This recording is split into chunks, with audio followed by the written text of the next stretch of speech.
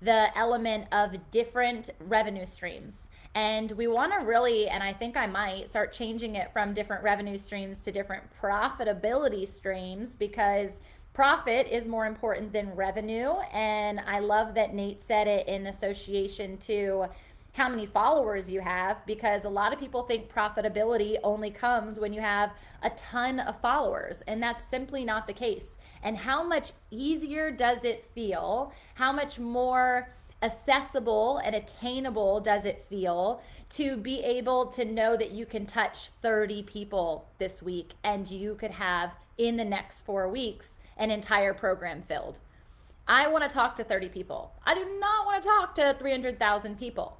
That feels really hard and exhausting and like a huge energy pool. Now, God blessed me with an amazing community on Instagram, and when I get to speak in person at conferences, however many people are there, no different than this room. There's 93 of you here. Now, this room last year would have had 493 people in it. Does that make it less valuable? No. If anything, it makes it more intimate. And I found, especially through my relationship with the Lord, intimacy is way more impactful than element of how many people, how many chairs are in that space.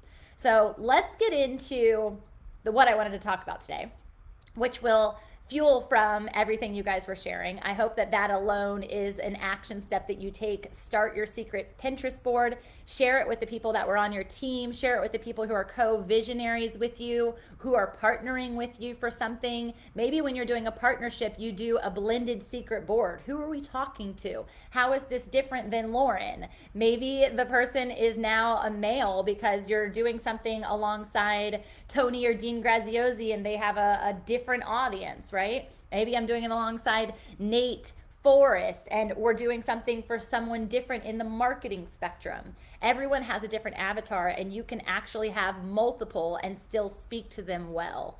It's just a matter of how you're doing it and when you're doing it and how you show up in that consistently. They know you based on how you show up. So to speak to that, if you guys go to my most recent reel on Instagram, I posted about sea turtles. And I know Marcus was going to be in the house, and he's had his own revelation on the similar experience that I just got the opportunity to have in Puerto Escondido with a sea turtle releasing. And I literally am going to go line by line from the copy of this reel in order to speak into it from a lens of social media, as well as from the lens as both the entrepreneur, the leader, the visionary, the dreamer. And that's truly who we are. So Fit in Faith, which you'll see the link at the top. FIT stands for founders, innovators, and trailblazers. And I don't believe whether you consider yourself self-employed, if you're never going to be an entrepreneur, you are an innovator. You are created by a creator, and therefore you have that nature inside of you. And that's why we dream. That's why we think, ooh, if we look at this wall, how could we position these pictures different? Or what color would look good here? Something so simplistic to how I'm going to rearrange a flower bed, or something more magnificent on how I'm going to design this event, right? The Fit and Faith event that's being sponsored is Grow Your Business for God's Sake. That's what Nate was talking about before. And I know lots of the people here are going to be in person to hug necks and just energize together and to get educated together. And that's really my passion, is to help people see that business is ministry and ministry is business. And so how does a sea turtle connect to all or any of that? And I'm also going to maybe get a little emotional in this, because you can hear my joy-filled emotion. But as I was writing this specific concept, I was really focused on the lens of addiction. I was really focused on the lens of pain and the lens of hardship associated to activation. And that's because of some personal things that we're walking through to support some people that we love. And it's been a consistent theme in my life. And for those that don't know, my husband and I have been sober living without alcohol for the last 3 years, a little over 3 years at this point.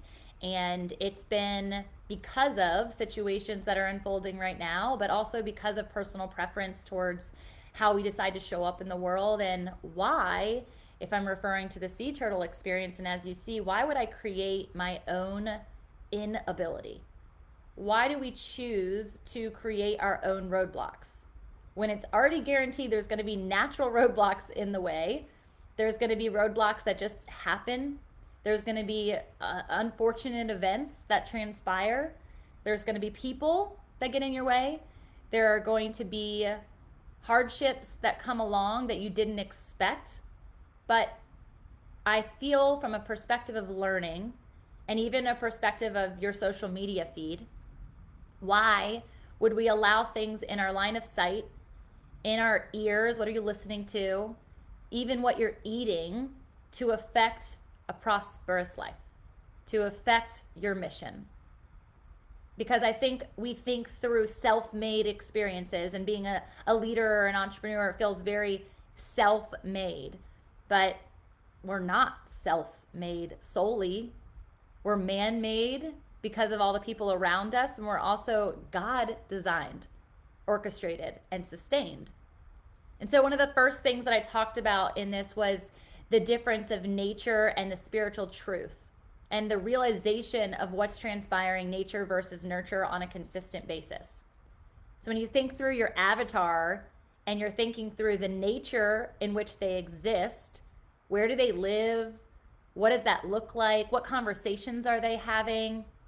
How does what you're sharing impact them, versus nurture on the emotional level of where they've been? It's not necessarily where they are right now that you're talking to. It's where they've been and how you're connected to that past, and also where they hope to go. So there are truths in their actual location, and then there are the spiritual truths of who they are. And that's where I believe the blending of both allows us to be fully free in what our copy is and who we show up as.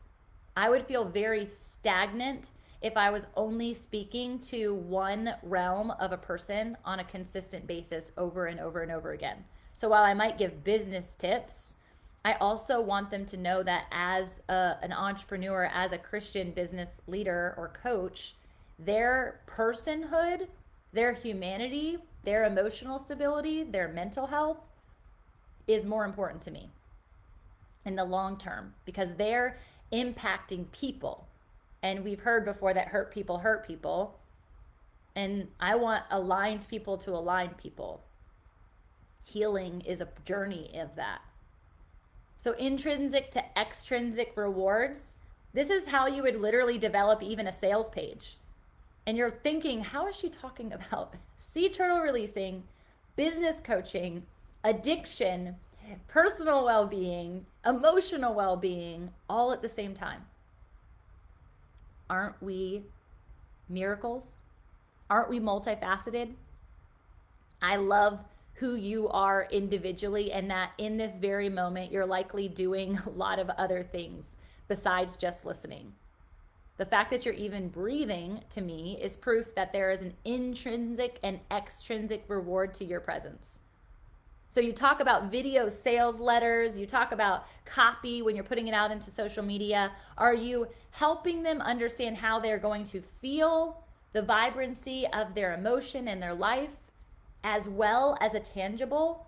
Because a lot of people, feeling and touch being an element of our five senses, they want something tangible at the end.